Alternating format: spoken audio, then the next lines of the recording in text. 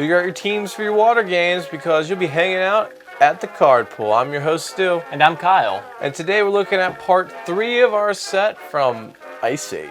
Indeed, this is part 3 of our multi-part set review of Ice Age. If you want to take a look back at some of our hidden gems, segments 1 and 2, take a look at the 2 previous videos and see what some of the underrated cards in this set are. Right now, we're going to go to, I was going to say overrated, but that's not true. They are not at all overrated. They're just the rated ones, so to speak. The more known ones. These are definitely the expensive cards of the set. These are the monies.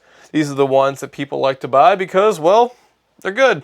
So now to bring those into the equation of this entire set, Kyle, start off at number 1. All right, well, number 1, it took a significant drop in value over the last couple years, but hey, it's still number 1, and that's going to be Necro Potence, a card that every Magic player is pretty much familiar with. It costs triple black to play, and it's an enchantment, and it costs $9 right now to buy out there, and it has a number of effects. Firstly, skip your draw steps. You don't get to draw cards.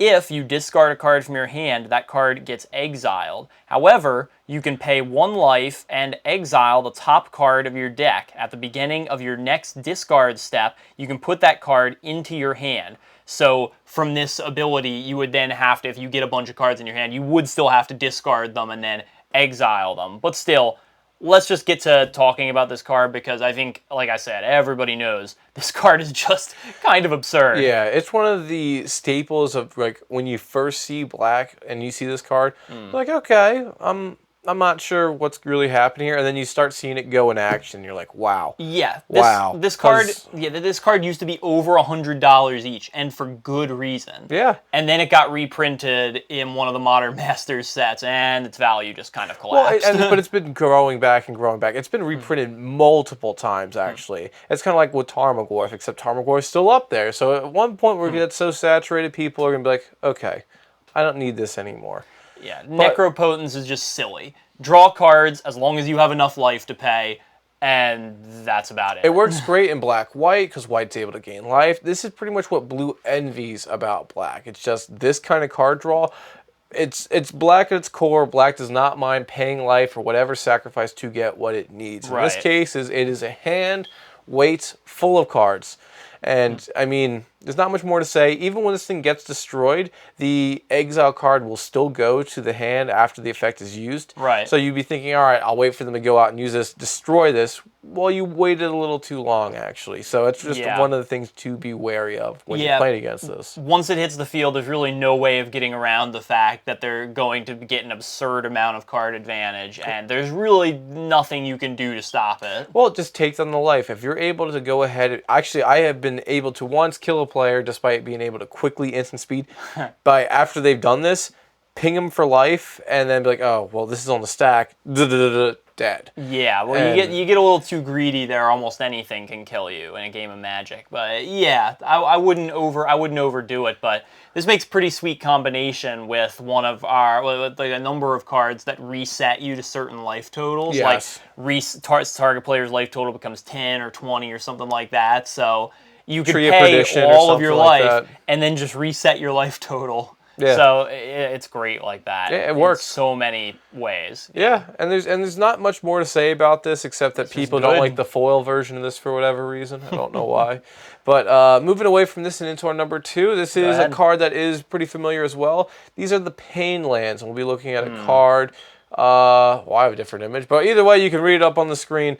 Pretty much all the Pain Lands have this effect. You can have a couple different tap options. The first one is tap to produce a generic mana, or tap to produce a colored mana that will in turn hurt you for 1 damage. And there are in all of the color combinations in Magic.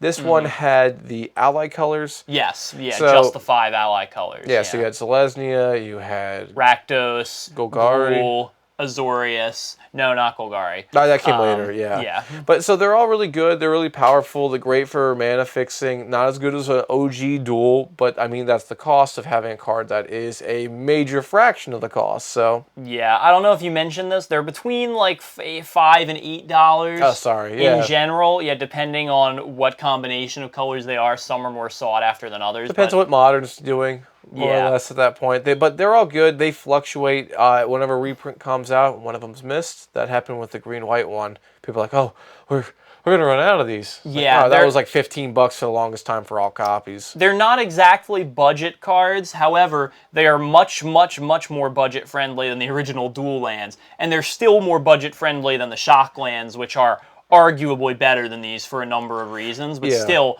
I think Pain lands are, I mean, they're very budget friendly, and I also think they're pretty much indispensable to a good mana base in a 5-color deck, especially. I would use these all day in a 5-color deck. I don't know about 5-color. They're definitely faster than like the Guild Gates, which come into play tapped, even though you won't be taking any damage from it. They're even better than Temples, because scrying is good, but untapped lands is better.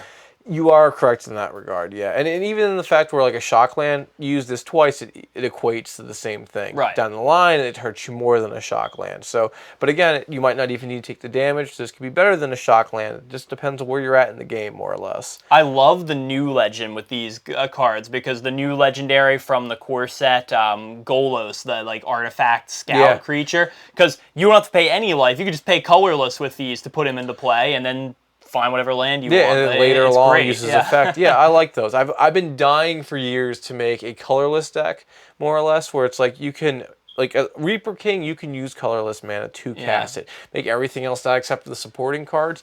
And so this way you never are mana color screwed. It's just your cap. I've always been fantasizing about that idea, which sounds dirty. But anyway, number 3, let's go on to the next card. Yes, absolutely. Number 3 on our list here for $7 is Illusions of Grandeur. Now, this card is another enchantment, costs 3 colorless and 1 blue, and has a cumulative upkeep cost of 2 of any color. So when Illusions of Grandeur comes into play, its controller gains 20 life. However, when Illusions of Grandeur leaves play, its controller loses 20 life.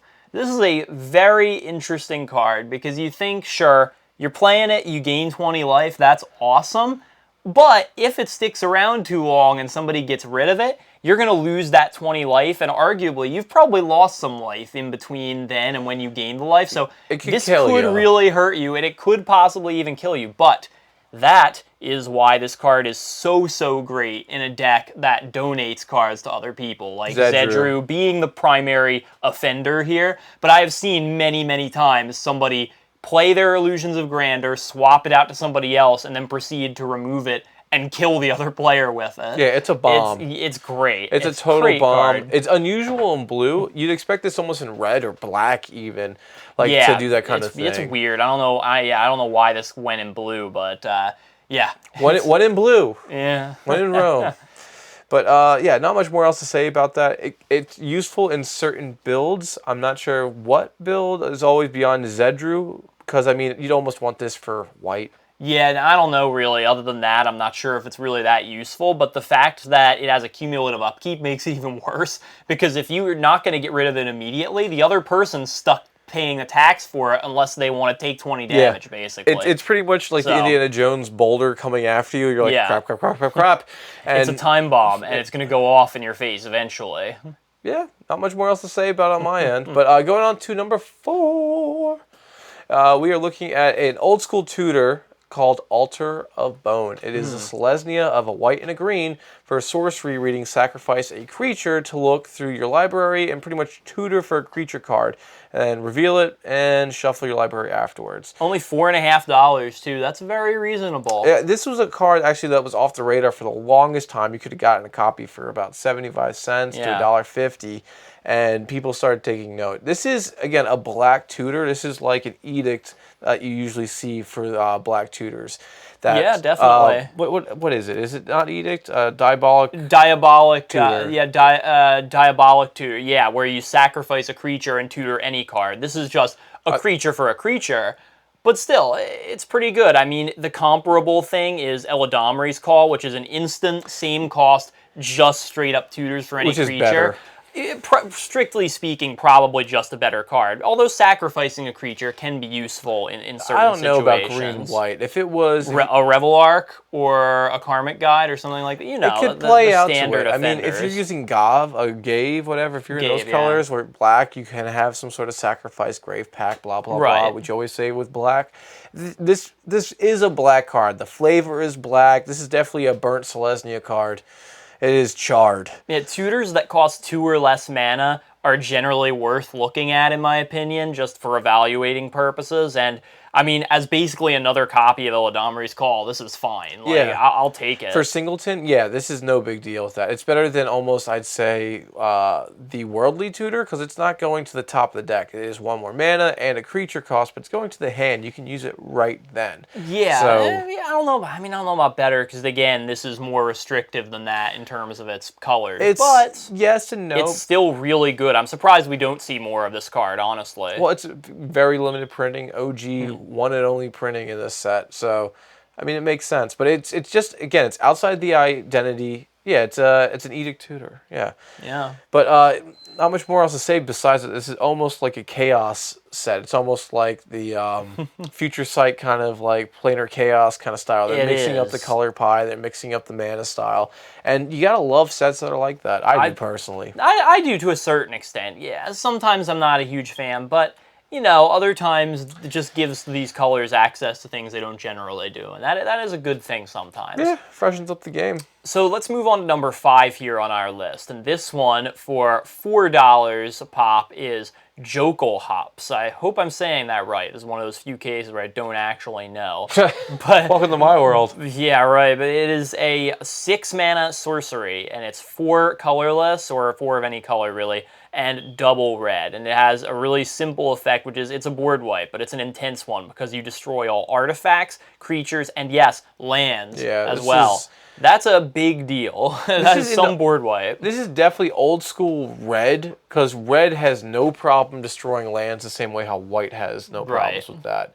And red also can destroy artifacts without having any problem, or creatures. So this is an opposite for not messing with the color pie. Yeah, this is a weird one, because it's, I don't know, it's really oppressive. Anytime you destroy all lands, it's obviously is going to slow the game down like a lot and make a lot of people very unhappy. Yeah, this is one of those like no-nos for like being a good boy in Magic or a good girl in Magic. You are breaking the cardinal like unspoken rule of the game, more or less. Well, the worst part of it is, usually if somebody destroys all lands, it's because they have some kind of advantage in play that's then going to let them win because no one can stop them. Or recover. This destroys all artifacts, creatures, and lands, as we said. So basically, not only are you getting rid of all your lands, but you're getting rid of all your other possible sources of advantage.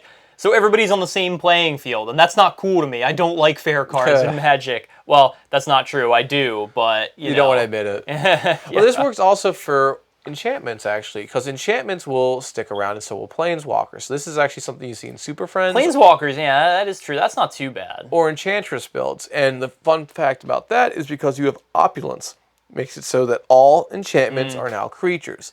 You have now an army that was untouched and is now slaughtering your enemies for the low price of just 6 mana. Right, and one of the other places that this is... and the opulence, I guess. A key card in is Joyra of the Gitu decks, where basically the whole point of those decks is to suspend this or a Decree of Annihilation or something that basically just blows everything up. And then guess what? You have a giant creature or two that comes in off suspend and just beats everybody up. And that's the end of it. It takes some time to get that set up because it is 4 suspend counters. But if it comes out turn 3, they're not really going to have much that's going to be able to handle that except for some counter spells. Right. So yeah, you better hope you can counter this or it's probably game over.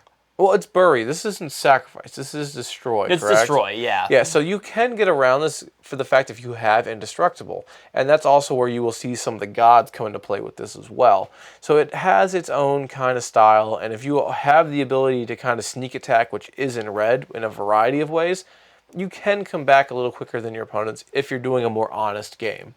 And destroying all lands is not something to do lightly, but if you're going to do it, this is a pretty good option, I guess. But now on to number 6. We are looking at a card called Jester's Cap, and it's not just funny. It costs around $3.50, and it is a 4-drop artifact that has for 2 mana and tapping it, sacrificing this cap to look through the top. Look through target player's library and remove any 3 of those cards from the game and reshuffle this after that is done. Reshuffle the library after this is done. So this is a great hate tutor kind of card. You are taking stuff out of the equation. If you know what combo pieces certain commanders use, you can now kind of preemptively screw them over, which is nice. Yeah, it's Sadistic Sacrament is one in black that does a similar thing. There's a number of blue cards that do this as well. But yeah, it's basically, it's not good for a whole lot, even like milling-wise. Yeah. But it is good for taking apart people's combos before they can go searching for them and destroy you with them. Yeah, there's tons of cards in Magic where it's like the one of wins. Like if you go ahead and you have Tooth and Nail, if you have enough mana, you'll win just from 2 cards right there. So exile that and one of the 2 cards they'd want with that and something else. You can totally do that. And again, this can be copied, this can be recurred. This isn't exiled, this is just sacrificed. Yeah, the one advantage this has over something like Sadistic Sacrament, which can exile more cards, is this is an artifact. It's very easy to get back and reuse and continue to take people's best cards out of their deck. So it's not necessarily a fun card, but I think in some situations this is definitely called for. And this can be a win con if you can go ahead and recur this from the grave and have enough mana to go ahead, keep cycling it and propelling it through. Well, just like anything else. Yeah, pretty much. It's a lot of hoops for that to happen that way, but it does exist. It can work.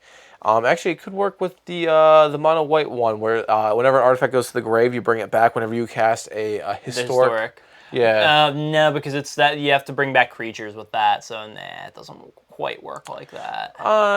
Well, yeah, but you can bring back a creature which can bring this back. Oh, maybe you'd have to have a lot. You'd have to have a lot of mana though, so I'm not sure Which exactly. Goes back to the point of what we're saying. It'd be complicated, but yeah, it might. It could work in that. That's a potential. It is plausible. No, it's possible. It's definitely possible to do that. But this can go in other places, and yeah, not a whole lot more to say about that one. I don't think. No. Yeah, and it's an old school kind of iconic card beyond that. But on to number 7. It is. Speaking of iconic cards, oh, I love this card. It's number 7 on our list. It's Glacial Chasm. This costs also around $3.50. It's a land, and it's an odd land because it doesn't tap for mana. And it has a cumulative upkeep cost of 2 life every time. You don't see this every day. But when Glacial Chasm comes into play, you have to sacrifice a land. You can't attack. However, all damage dealt to you is reduced to 0. Wow. Yeah, let's think about that for a minute. So not only does this cost you a land, but it basically puts you down another land because it doesn't generate mana, and you can't go to combat when you have this card out, which you're like, wow, that really sucks for me, right? But all damage dealt to you becomes 0. That's not just combat damage, that's effect damage too. So outside of things that make you just lose life, that's not damage, nothing can touch you while this card is in play, and that is a great, great feeling. Except for cards that flat out say you lose the game, like a door to nothingness. But like, yeah, this is one of the cards that any deck can use and probably should use just for the fact of how easy it is to tutor out specialty lands. An Expedition map is the greatest example of that every color can use. So this is good late game especially, or early game if there's a stupid Sarah Ascendant coming at you for no reason at all. So it works out in almost any play, especially if you're not planning on attacking. You're at that rebound stage, which is typically when this comes out into play. So it's versatile in what it does. Or if you're not a deck that really cares about creatures at all, or attacking with them or otherwise, you can just play this out and be safe while you kind of just do your thing. I mean, this works great for a deck like Titania, like we've said before, because destroying lands is good. If you choose not to pay the cumulative upkeep, this will go away. So it's kind of like, I hate to make a Yu-Gi-Oh reference, but you know what this is like? It's like Swords of Revealing Light. Isn't it? Is like you just kind of stop your opponent from doing anything meaningful while you just build up your forces, and then a couple of turns later, when you're finally done with this thing, you just go in and destroy them with it. I was going to say fog on a land, but we can go across the universe for that is true. That is true. But Yeah, this is just a really cool card, and it's something that is honestly really good at what it does. Also, fun thing to note, this can be unlimited, and I'm not talking about having infinite amount of life. You can go ahead and play something like Solemnity. Solemnity. There you go. The easy word to say, which is the word I'm trying to articulate. That card is a 3-drop enchantment in white that makes it so that things can't get counters. Right, exactly. So cumulative upkeep is counter-based, which a lot of people forget. Yeah. So flat out, you're safe, just can't attack, and then at one point, just get rid of it, swing in for game. So you can propel this as long as you want, more or less. Yeah, this is great for decks that just want to sit back, take themselves out of the action, and just have time and space to do their thing. This is where it's at. Yeah, or if you use kind of flinging damage or something like that where you don't attack to kill your opponents, more or less. If you have like a Tim-based kind of thing where you go ahead, you ping stuff, that works in this case. So like, yeah, or like a Jaya Ballard, or if you get like a Koth emblem like we're talking before, go ahead, tap your lands, poke. Yeah, have a Valakut out there, that'll still hit and do damage. Also, fun fact, things like Pestilence and Pyrohemia, things like that hit everybody for damage, they won't hurt you while this card is out. Yeah. So that's just another fun fact. It's so good for that. But yeah, great land, great utility, works in every deck. You should run it, or at least have one copy in your arsenal. Yeah, I would definitely get at least one copy of this. You're going to have a deck that likes it at some point. So now moving on to number 8, and I'm so glad to have this because this is a paragraph.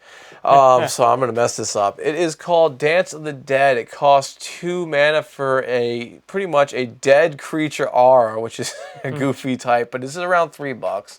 And it reads, take target creature from any graveyard and put it directly into play under your control.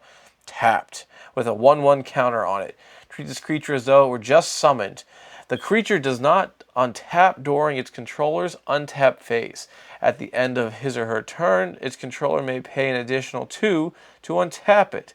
If this card lead is removed, the creature then goes back to the graveyard. So this is old school without Oracle. So pretty much what this says is you target any creature in the grave, this gets aura equipped to it, and it doesn't untap. So you have to pay 2 mana to constantly keep it from being tapped if you want to utilize it. And it also gets a little boost, which is nice. So this is pretty much a reanimate dead, just another version that's not as good. Yeah, well, again, this is a really nice reanimation card for taking other people's creatures. Animate dead, not reanimate or your dead, own, or for a low cost, because 2 mana for any creature out of any graveyard is pretty good. The only drawback is it gains a kind of a tax to keep untapping it, and it comes into play tapped to start with. So really, this is, if you want to do anything with that creature, this is probably more like a 4 mana card rather than a 2 mana card, but still, that's pretty good, especially because you're throwing a little boost in there. I mean, what's the other one? Animate Dead is a similar thing, but gives it a -1/-1. So I don't know. This might be better than that sometimes. I don't know. But It depends what's happening on the board, honestly. The +1 can be relevant. The -1 can be relevant. They're more or less, they go hand in hand. I'd say more often than not, the other one would be better. But again, you choose a creature that has Vigilance or something like that, or all your stuff enters play untapped. You have an Amulet of Vigor out. Right. You know, you can have a lot of little things to combo with this to help it out. So it's not something that to say is better or worse. If it was standalone, this I'd say would be worse. However, you can levy that more or less. And the reason this card is really great is because unlike a lot of more modern day options, when the creature that this is attached to would die, so most of the time when you see cards today, they would get exiled, so you can't abuse the effect and do it again. This one, not so. It'll go right back to the graveyard where you can use it all. You can steal it all over again if you have the means to. So in any kind of deck that likes to reanimate creatures, other people's or your own, I think this is a serious contender to be part of the deck regardless, because low mana reanimation spells are nuts. Yeah, and Reanimate is not this price. Reanimate, I'd say, is probably the best one, even though you are paying and that's life. like $20. So yeah, let's take 10% of that. Yeah, I think this is a great card that's worth considering for pretty much any black deck almost. Totally agree. Well, Kyle, I'll pass on another paragraph card to you for number 9. All right. Well, this one for number 9, we're looking at $3. It's Jester's Mask. So we went from the cap to the mask. Now let's see what this does. It comes into play tapped, costs 5 to play. And for 1 mana and a tap, you sacrifice it to look through target opponent's hand and deck. You give that player a new hand of as many cards as they had before and shuffle the old hand back into their deck. This is a really weird card, but kind of good, I guess, because you can basically just get rid of whatever their hand is, and then I guess just give them lands. Like that seems valid. That seems like a valid strategy. Well, it is. That is a way for being oppressive, which you are always trying to do. But also it works in a political sense. If it is not your turn and someone's going something crazy and you don't want it, you can be like, hey, I'm targeting you. Your turn's about to happen. Let's go ahead, give you an answer. I'll give you some other stuff, but it'll be in moderation, kind of like in a fact or fiction way. I'll give you the stuff that seems the fairest way, not too overpowered, not too weak. But also, it's dependent on the amount of cards in their hand. They could have a lot, they could have a little. So you can go ahead and remove a combo piece if they have something like a squee, which is getting reused over and over again. Take the value out. You can be able to make it so like cards like the gods, which can keep going back into the hand or go back into the deck and keep coming back. You can make it so it's hard to get those now. You can also make it so that any card that they tutored to the top of the deck is now moved again, and they have to go through that cycle. So this, for 5 mana, and it can't be used the turn it comes into play on its own.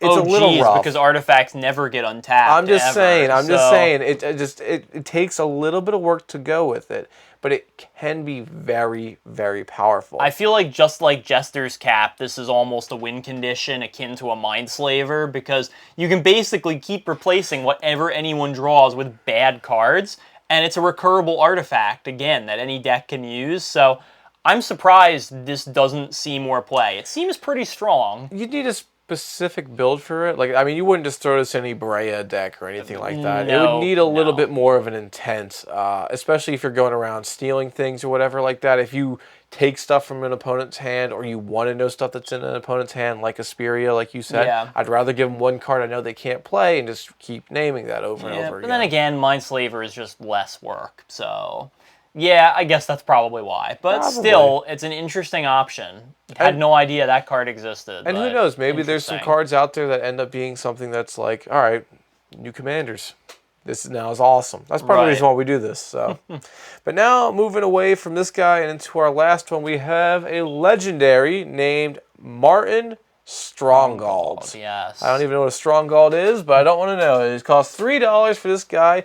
He is a red commander that costs 4, 2 generic, and double red. And it reads, if this guy attacks, all other creatures get plus, well, XX until the end of the turn, where X is equal to the number of other attacking creatures.